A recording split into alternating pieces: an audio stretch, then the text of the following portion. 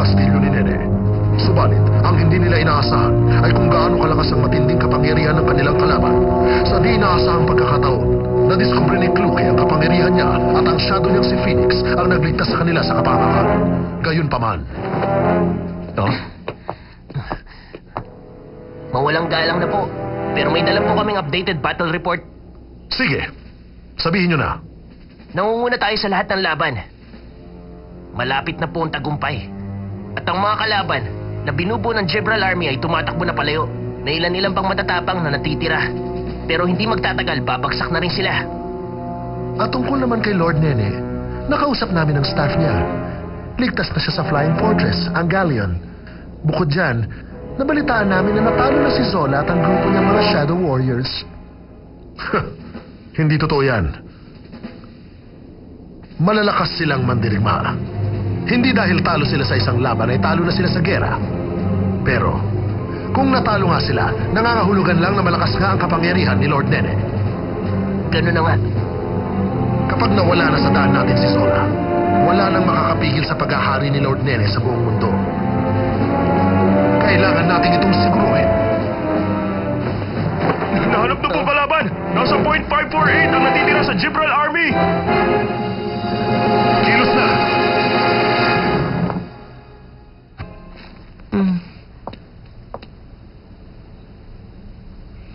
Ayos ka lang ba, Jiro?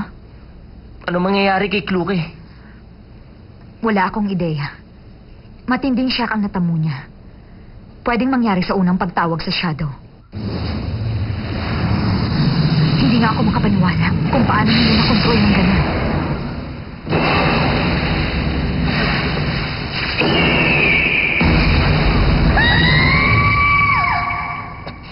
Ayoko sanang sabihin ito. Pero ang totoo, maaring hindi na siya magising pa. Bakit pa natin hinarap si Nene? Zola! Hindi ako makapaniwalang ginawa mo yun ang hindi mo na pinag-iisipang mabuti. Siguro naman, alam mo na wala tayo sapat na lakas para talunin si Nene. Pero bakit pinasugod mo pa rin kami sa kastilyong yun? Sabi mo, may baka pa bang binabalak? Sa tingin mo ba, sadya kong ilalagay ang team natin sa kapahamakan? Pag-isipan mo itong mabuti, Jiro. Malakas ang kalaban at malapit na tayong mawatak. Tapos hindi pa rin nagigising ngayon si Cluke. Mukha bang pinagplanuhan ko ang mga pangyayaring yun, Jiro? Yung mga bagay na sinabi ni Nene, totoo ba yun? Ano yun? Na minsan na nakasama ni Nene ang papa mo.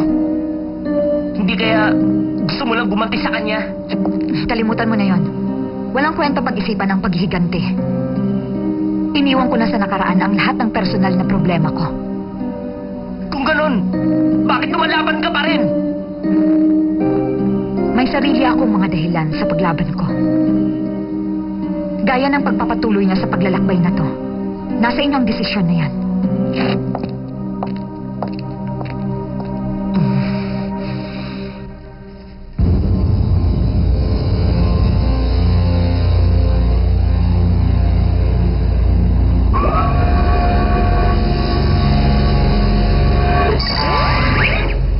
Ang ganda ng view dito sa itaas. At hanggat tayo ang in command sa Galleon Flying Fortress, hindi magtatagal. At ang lahat ng mga nakikita natin dito sa itaas ay susunod na sa lahat ng mga kagustuhan nyo. Lord Nene, Bakit? natapos na po kami sa final check sa onboard system ng Galleon. Maayos na po lahat. Talaga? Mabuti naman kung ganon.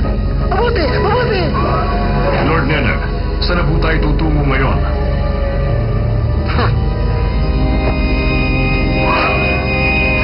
Sa Timog Kanluran, pero nandun ang... Tama! Nandun ang zebra.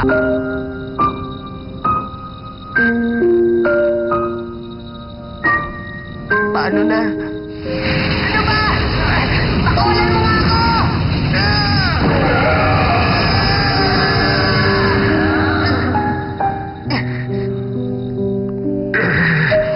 Bawal ang umiyak.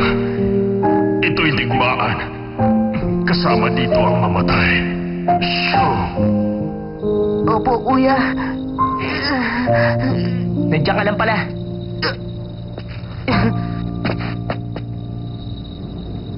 Ikaw pala, Jiro.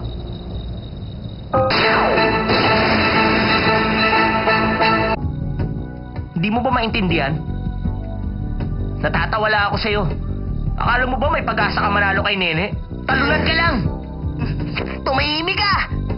Ang nakakahinayang lang, kung naging mas malakas ka lang sana, hindi siguro ganun na sinapit ni Kluke. Tumahimik ka, sabi! Nakakatawa ka talaga. Basta-basta ka kasi kumikilos, kaya yan, nauuwi lang sa wala. Akala mo kung sino ka magaling. Huh? Kung titingnan mo, hindi ka rin naman magaling. Kasi, puro yabang ka lang naman. Ano ka mo? Huwag kang magyayabang dyan. Hindi mo ba naisip na talunan ka rin naman? Siguro kung nakapagsanay pa tayo, hindi nagkagano si Kluke. Nakahiga lang at walang malay. Sige, kung tapos ka na magmukmuk, magsanay na tayo. Yun naman ang dahilan kung bakit kita pinuntahan eh. Pero ano pang dahilan? Natalo tayo dahil masyado siya malakas. Ikaw lang ang natalo, hindi ako. Ano? Baka nakakalimutan mo buhay pa rin ako. At habang may buhay, may pag-asa pa rin manalo. Babalikan ko ang neneng yun. At hindi ko siya titigilan hanggat hindi ko natatalo ang halimaw na yun. Ipagiganti ko ang buong pamilya namin. Naiintindihan ko na. Kaya ayusin mo sarili mo. Dahil ang kailangan ko ay mga tao nakafocus sa pagtatagumpay. Ayoko sa mga quitter. Tinatawag mo ba akong quitter?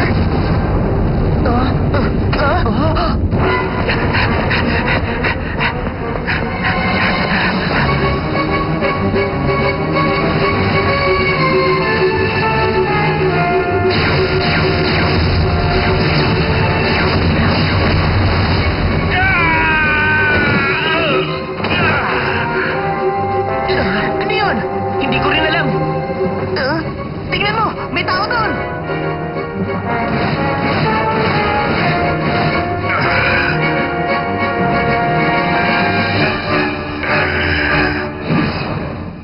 Lagot na!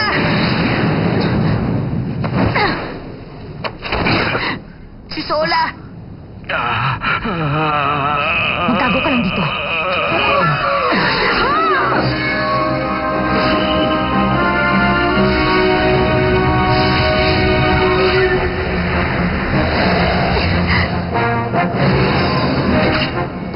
Bago kami madiskubre, tatapusin ko muna kayong tatlo.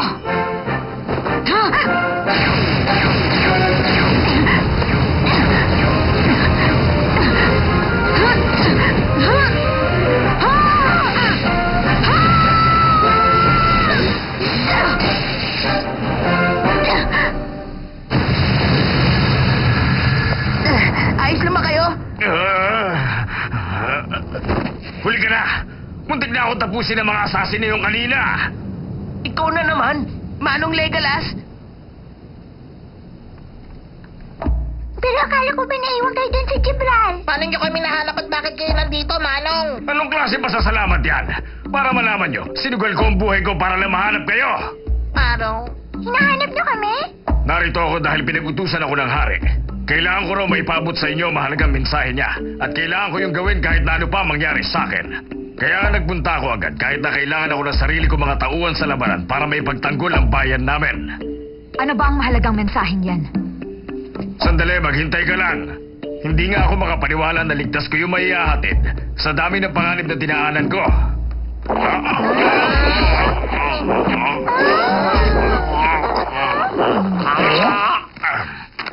Heto yung report sa nangyaring insidente nang narong kayo sa Gibral. Anong ibig mong sabihin? Yun ba yung insidente kung saan nanakaw ang Extra 7? Oh, yun na nga. At gumawa ako ng mga drawing para maging malinaw to sa alaala nyo. Hindi din kailangan. Pwede ba, bata? Pinaghirapan ko yata itong i-drawing. Ipagpatuloy niyo ng presentation niyo. Ay, ano pa nga ba? Heto ang nalalaman namin. Ang lalaki nagnakaw sa huling 7 pahina ng Book of the Beginning na tinatawag din na Extra 7 ay ang spy na nagngangalang Salinas. Ngunit hindi rin nagtagal ang buhay niya dahil pinatay din siya ng isang hindi pa kilalang tao. At dahil sa matinding investigasyon ng aming army, nakakuha kami ng ilang mahalagang clue sa pagkatao ng pumatay sa spy na si Salinas. Ang suspect ay lumalabas na isang babae na nasa late 20s. Kulay asul ang kanyang buhok.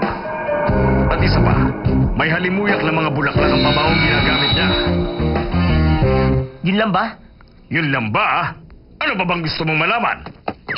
Yung mahalagang impormasyon naman! Walang kwenta yung sinabi mo eh! Sana man lang ay alam niyo ang pangalan ng itsura ng kriminal na yon! Kung alam namin ang pangalan ng itsura niya, edi sana kami na ang humuli doon. Inabot ng 2 linggo yung tauhan ko para lang makuha ang mga impormasyong yun, kaya huwag ka na magreklamo! Makakatulong rin yun, di ba? Mabuti nga hindi siya malaking mama. At isipin mo na lang kung masansang ang taong yun. Kung tama ang nalalaman ko, babae din ang may kinalaman sa multo na yon, Maro. Oo nga, pero hindi natin alam kung sino. Ito lang ang nasisiguro natin sa ngayon. Talagang ninakaw nga ang Extra 7. At kung sino man ang nagnakaw, alam niyang mahalaga ang mga yon. At gusto niyang makasiguro na hindi yon mapupunta sa iba. Anong ibig mo sabihin? Ang ibig kong sabihin, malinaw na ang kailangan nating gawin sa hinaharap. Pwede mo bang linawin ang sinasabi mo? Gaya ng sabi ko kanina, mahalaga ang mga page na yon dahil naglalaman yon ng mga impormasyon tungkol sa 7 original na Shadow Wielders. Hula ko lang ito pero sa tingin ko, pinaliliwanag doon kung paano mas mapapalakas pa ang kapangyarihan ng mga Shadow Wielders. Isipin nyo, hindi man lang natakot si Nene sa pagdating natin dahil alam niya na hindi tayo mananalo sa kanya. Alam niya kasi na wala sa atin ang nawawalang pages na magtuturo sana sa atin kung paano tayo magiging mas malakas. Naguguluhan ako. Hindi ba tungkol sa simula ng Shadow Warriors ang libro na yon, Maro? Oo, ganun na nga. Sa katunayan mula yun sa panahong yon. At magagamit yun ng lahat ng descendant ng original Shadow Wielders. Hindi niyo pa ba naintindihan? Lahat tayo ay nagmula sa lahi ng 7 original warriors. Ibig mo sabihin? Kasing lakas din nila tayo. Ibig kong sabihin, maaaring maging kasing lakas natin sila kung nanaisin natin. Pero hindi yun magiging madali at wala na tayong oras. Sapagkat matagal ng plinano ni Nene ang pag-atake nito. Naniniwala akong kaya natin siyang talunin kung mas malakas pa tayo. At mangyayari lang yun kung mapapaskamay natin ang Extra 7. Mapanganib ang misyon na to. Kaya hindi ko kayo pipilitin kung ayaw niyo.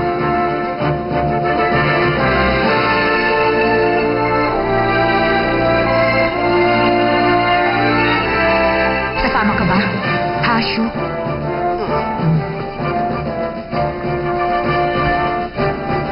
Siyempre naman, hindi na ako papayag na marami pa ang masaktan ng Nene na yun. At para kay Kluke, gagawin ko ang lahat para lang mapigilan siya. Wala tayong ibang aasahan para labanan siya. At kung wala tayo sa lahi ng 7 Warriors, kaya natin to. Kahit anong mangyari, magpapalakas ako para matalo ko ang Nene na yun. Ikaw, Jiro. Kasama niyo ako hanggang sa uli. Maru-Maru? Mag-ingat ka masasama. Lalaban ako para sa hostisya, Maro. Ikaw, Bukhe.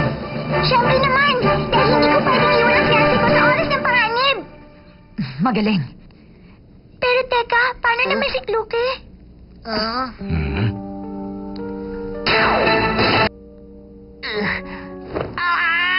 Bakit? Gumising ka na, Kluke!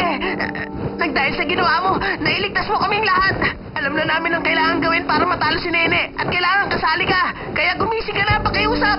Gumising ka na! Kluke! Ano ba, Kluke? Kluke! Gumising ka na nga! Kluke! Gusto mo nga pasing kita ng kawali?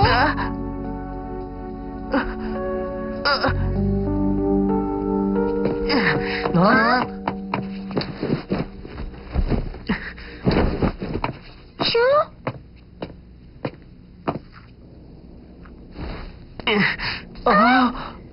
Gumising ka na dyan! Gumising ka na, Kluke! Hindi ka pwedeng matulog! Kluke! Gumising ka na! Gising na!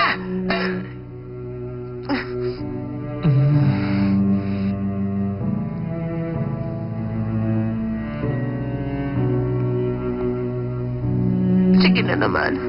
Gumising ka na, Kluke.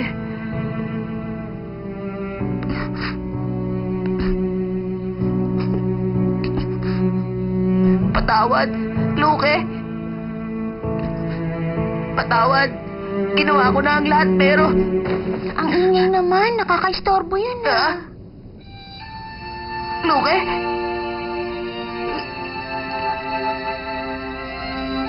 O bakit? Hoy, Shu. Gising ka na! Oo nga. Ligtas na si Luke. Luke! Ang saya-saya ko! Ano ba sa tingin mo ang ginagawa mo?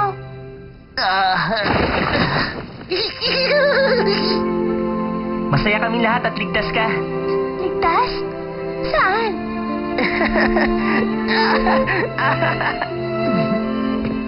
Hindi mo man lang ba natatandaan ang nangyari sa'yo? Ano ba yun?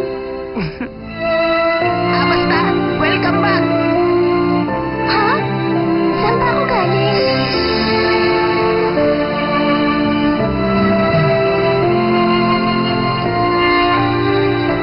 Buo na uli kami at handa na lumaban.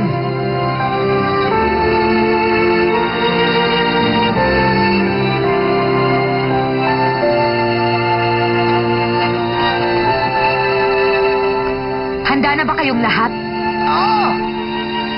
Tayo na.